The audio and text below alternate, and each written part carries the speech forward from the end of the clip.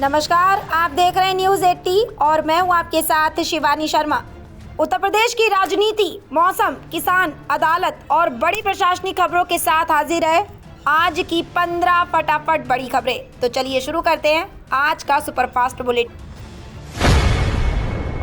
मेरठ के इकड़ी गांव में जयंत चौधरी ने राष्ट्रीय लोकदल की एकता रैली में संगठन मजबूती, सामाजिक सौहार्द और युवाओं की भागीदारी पर जोर दिया। उन्होंने कहा कि पार्टी किसानों, मजदूरों और सभी वर्गों को जोड़कर विकास की राह पर आगे बढ़ाना चाहती है। चौधरी चरण सिंह की विचारधारा को याद करते हुए उन्होंने कार्यकर्ताओं से जमीनी स्तर पर सक्रिय रहने का आह्वान किया। सरकार की योजनाएं गाँव-गाँव पहुँचाने, महिलाओं की बढ़ती भागीदारी और भाईचारे को मजबूत करने की अपील की गयी। रैली में कई सांसद, विधायक और वरिष्ठ नेता मौजूद रहे। मेरठ के सलावा गांव में बन रहे मेजर ध्यानचंद राज्य खेल विश्वविद्यालय का दौरा जयंत चौधरी ने किया और निर्माण कार्यों की समीक्षा की। उन्होंने अधिकारियों को निर्देश दिए कि परियोजना तय समय सीमा में उच्च गुणवत्ता के साथ पूरी हो। कुलपति मेजर जनरल दीप अहलावत ने बताया कि विश्वविद्यालय में अंतर्राष्ट्रीय स्तर की खेल सुविधाएं विकसित की जा रही हैं। बैठक में खिलाड़ियों के प्रशिक्षण, आवास और आधुनिक अवसंरचना पर चर्चा हुई। मंत्री ने कहा कि ये संस्थान प्रदेश के खिलाड़ियों को बेहतर अवसर और प्रशिक्षण देकर उनके भविष्य को मजबूत करेगा। उत्तर प्रदेश में 1 मई से स्कूल चलो अभियान के तहत मिशन एडमिशन शुरू होगा। योगी आदित्यनाथ सरकार का लक्ष्य 6 से 14 वर्ष तक के हर बच्चे का स्कूल में नामांकन सुनिश्चित करना। ये अभियान खासकर श्रमिक बस्तियों, ईंट भट्टों और झुग्गियों में रहने वाले व ड्राफ्ट आउट बच्चों पर केंद्रित रहेगा। संदीप सिंह ने इसे जन आंदोलन बनाने की बात कही। दिव्यांग और बालिकाओं के नामांकन पर विशेष जोर रहेगा। स्कूल चलो अभियान के तहत कोई भी बच्चा शिक्षा से वंचित न रहे, इसके निर्देश अधिकारियों को दिए गए हैं। पश्चिम बंगाल में जनसभा के दौरान योगी आदित्यनाथ ने नरेंद्र मोदी द्वारा भेजे गए विकास धन के दुरुपयोग का आरोप तृणमूल कांग्रेस पर लगाया। उन्होंने कहा कि डबल इंजन सरकार से विकास और सुशासन संभव है। भाजपा के समर्थन में बोलते हुए उन्होंने सुरक्षा, रोजगार और इंफ्रास्ट्रक्चर सुधार का वादा किया। योगी ने बांग्लादेश से घुसपैठ, बेरोजगारी और भ्रष्टाचार जैसे मुद्दे उठाए। साथ ही नागरिकता संशोधन अधिनियम का जिक्र कर मथुआ समुदाय को नागरिकता देने का श्रेय केंद्र सरकार को दिया। उत्तर प्रदेश रियल एस्टेट नियामक प्राधिकरण ने 10 जिलों में 15 नई परियोजनाओं को मंजूरी दी है, जिनमें 3100 से अधिक फ्लैट और दुकानें बनेंगी। करीब 1270 करोड़ रुपए के निवेश से नोएडा, लखनऊ, मेरठ, वाराणसी सहित कई जिलों में आवासीय और व्यावसायिक परियोजनाएं विकसित होंगी। इससे रोजगार के अवसर बढ़ेंगे और स्थानीय अर्थव्यवस्था को गति मिलेगी। अध्यक्ष संजय भूसरेड्डी ने कहा कि प्राधिकरण पारदर्शिता, समयबद्ध निर्माण और खरीदारों के हितों की सुरक्षा सुनिश्चित करेगा। 29 अप्रैल को नरेंद्र मोदी 594 किलोमीटर लंबे गंगा एक्सप्रेसवे का लोकार्पण करेंगे, जो उत्तर प्रदेश के इंफ्रास्ट्रक्चर में बड़ा बदलाव लाएगा। करीब 37,000 करोड़ की लागत वाला ये प्रोजेक्ट मल्टी पैकेज मॉडल से समय पर पूरा हुआ। यूपीडा की निगरानी में बने इस एक्सप्रेसवे से कनेक्टिविटी बेहतर होगी और लॉजिस्टिक्स लागत घटेगी। इसे आर्थिक कॉरिडोर के रूप में विकसित किया जा रहा है, जिससे निवेश, उद्योग और रोजगार के नए अवसर पैदा होंगे और राज्य की अर्थव्यवस्था को मजबूती मिलेगी। उत्तर प्रदेश में गन्ना किसानों के लिए अलर्ट जारी हुआ। उत्तर प्रदेश गन्ना विकास एवं चीनी उद्योग विभाग ने चेताया कि फसल पर अंकुर बेधक और चोटी बेधक कीटों का खतरा बढ़ रहा है। योगी आदित्यनाथ के निर्देश पर जारी एडवाइजरी में अप्रैल से जून तक विशेष सतर्कता बरतने को कहा गया है। किसानों को प्रभावित पौधों को नष्ट करने, ट्राइकोकार्ड, फेरोमोन ट्रैप और दवाओं के छिड़काव की सलाह दी गई है। अधिकारियों के अनुसार सही प्रबंधन से फसल बचाकर बेहतर पैदावार सुनिश्चित की जा सकती है।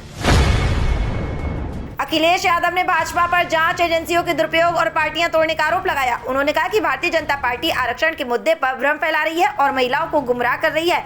एजेंसियों के जरिए दबाव और लालच देकर राजनीतिक दलों को कमजोर करने की बात कही। उन्होंने महिलाओं की सुरक्षा पर भी सवाल उठाए और एनसीआरबी आंकड़ों का हवाला दिया। किसानों के मुद्दे पर उन्होंने सब्सिडी, फसल नुकसान की भरपाई और एमएसपी दायरे में दूध को शामिल करने का वादा किया। साथ ही कार्यकर्ताओं को चुनावों तक सतर्क रहने की सलाह दी।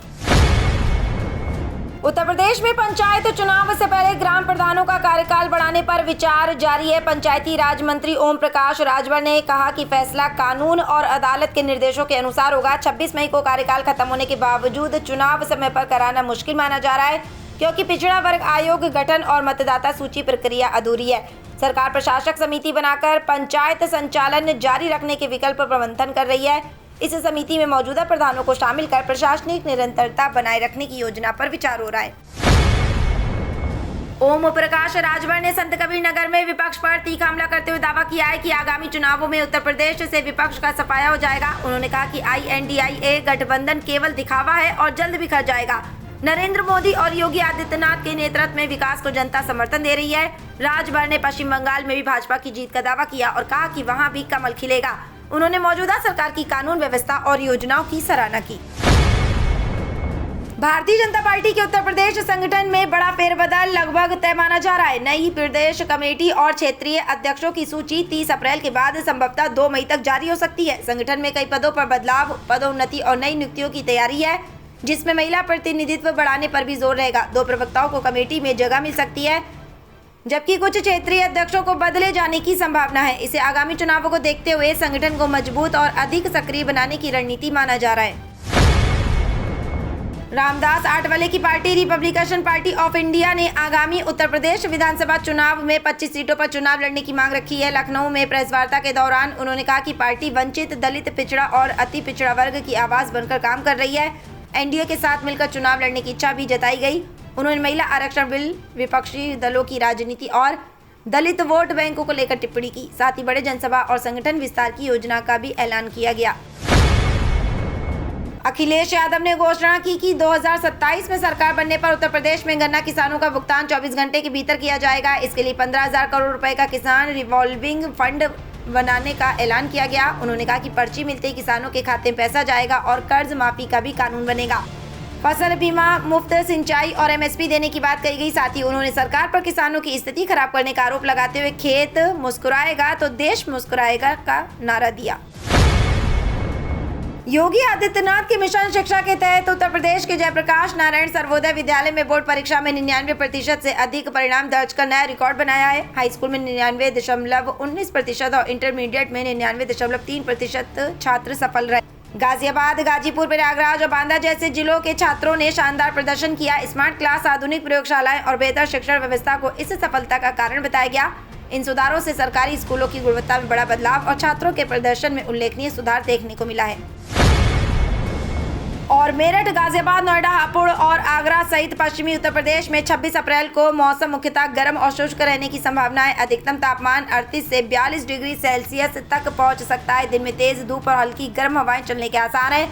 कुछ इलाकों में आंशिक बादल छा सकते हैं, लेकिन बारिश की संभावना कम है। शाम के समय हल्की राहत मिल सकती है। किसानों और आम लोगों को दोपहर में सावधानी बरतने की सलाह दी जाती है। गर्मी का असर लगातार बढ़ रहा है, इसलिए पानी का सेवन बढ़ाना जरूरी रहेगा। तो ये थी आज की 15 फटाफट खबरें। अगर आपको वीडियो पसंद आया तो वीडियो को लाइक, शेयर व कमेंट जरूर करें। धन्यवाद।